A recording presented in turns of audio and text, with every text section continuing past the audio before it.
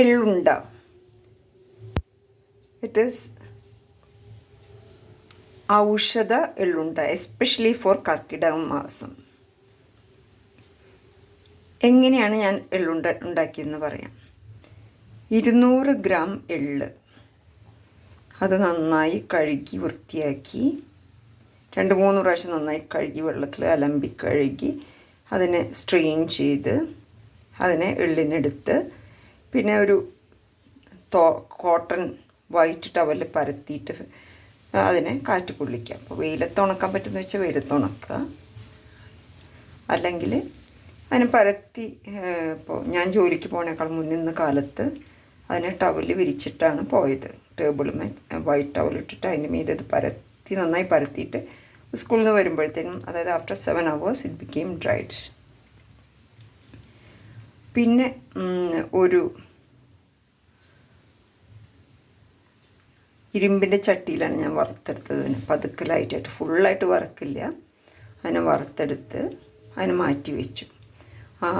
ചൂടുള്ള വറുത്ത എള്ളിലേക്ക് ഒരു മുറി നാളികേരം ചിരണ്ടിയത് ചേർത്ത് വെച്ചിട്ടുണ്ട്. അത് മിക്സ് ചെയ്ത് വെച്ചു.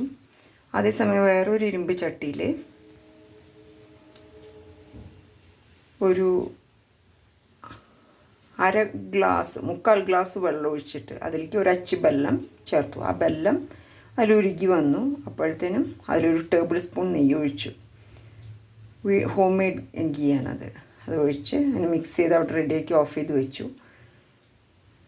പിന്നെ വീണ്ടും ഒരു 100 ഗ്രാം കാഷ്യൂനട്ടും 150 ഗ്രാം ബദാമും മിക്സിയിൽ അടിച്ചു. അതിൻ്റെ കൂട്ടത്തിൽ 3 ഇലാച്ചി ഇട്ടു. അല്പം, അതായത് 1 ടീസ്പൂൺ ജീരകം ഇട്ടു, 1 ടീസ്പൂൺ ചുക്ക് പൊടി ചേർത്തു. ഇതെല്ലാം കൂടി നന്നായി മിക്സിയിൽ അടിച്ചു, കാഷ്യൂനട്ടും ബദാമും. അത് വേറൊരു പാത്രത്തിലേക്ക് മാറ്റി വെച്ചു. വീണ്ടും നമ്മൾ നെയ്യും ഉരുക്കി നെയ്യ് ചേർത്തില്ലേ ശർക്കര ഉരുക്കിയിലേക്ക്, അതിലേക്ക് ഈ എള്ളും നാളികേരം കൂടി നമ്മൾ മാറ്റി വെച്ചിട്ടുണ്ടായിരുന്നല്ലോ, അത് മിക്സിയിലടിച്ച് നന്നായി പൊടിച്ച് പറ്റാവുന്നിടത്തോളം നന്നായി പൊടിച്ച് അതിൽ ചേർത്ത് അത് വഴറ്റി ഇങ്ങനെ കൊണ്ടുവരാം. ഒരു സിമ്മിലിട്ട് ഒരു അരമണിക്കൂർ ഞാൻ പതുക്കെ അപ്പോഴത്തേനും അത് ഡ്രൈ ആയി തുടങ്ങി.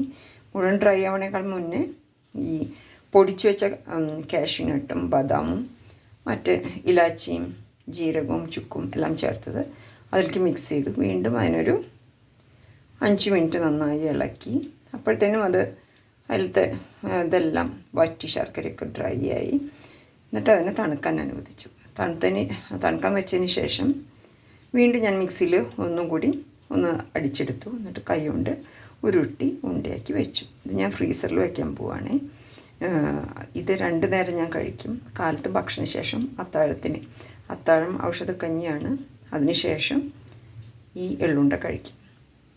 2 പ്രാവശ്യം, അതായത് മോർണിംഗും ബ്രേക്ക്ഫാസ്റ്റിന് മുന്നും അത്താഴത്തിന് മുന്നും ഞാൻ ഉലുവയുടെ ഉണ്ട, മെത്തിയുടെ ഉണ്ട, മെത്തിക്ക ഉണ്ട, മെത്തി ബോൾ, അത് ഞാൻ കഴിക്കും.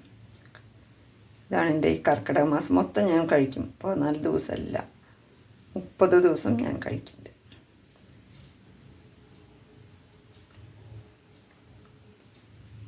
എനിക്ക് മുന്നേ 2-3 ആക്സിഡൻ്റൊക്കെ ഉണ്ടായിട്ടുണ്ട്. അതിൻ്റെ ഈ തണുപ്പ് വരുമ്പോഴത്തേനും മഴക്കാലമായാലും വിൻ്റർ വരുമ്പോഴും ചില വേദനകൾ അതിൻ്റെയൊക്കെ ഉണ്ടാവാറുണ്ട്, ഷോൾഡർ അങ്ങനെ. അപ്പോൾ ഇത് കഴിക്കുന്നത് കൊണ്ട് അങ്ങനെ വലിയ കുഴപ്പങ്ങളൊന്നുമില്ല. നീ പെയിൻ അങ്ങനത്തെ ഒരു പെയിനുകളും ഇല്ല.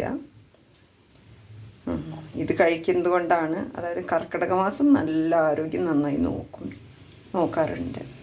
അതുകൊണ്ടൊക്കെ ആയിരിക്കാം വലിയ കുഴപ്പമില്ലാതെ സ്മൂത്തായിട്ടെല്ലാം പോകുന്നുണ്ട്.